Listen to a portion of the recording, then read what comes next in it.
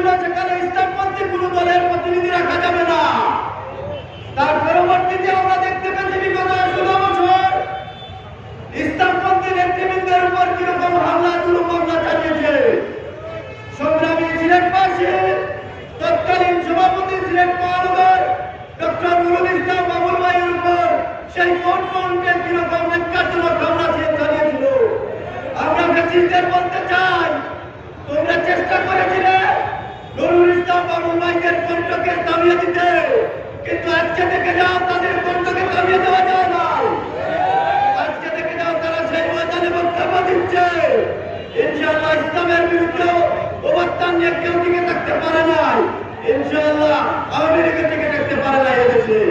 সুতরাং তত্ত্বাবধায়ক সরকার উপদেষ্টার কাছে বলতে চাই যে জামাত ইসলামী ঐতিহাসিক যে বিহার পদ্ধতি সহ দেশ গঠনের জন্য যে দাবিগুলো দিয়েছে, সব ইসলামী দলগুলো একমত হয়ে গিয়েছে। কেন আপনারা সেইগুলো বাস্তবায়নে এখনো কাল বিলম্ব করছেন? সেটা জাতি জানতে চায়। সংগ্রামী উপস্থিতি, আমি আমার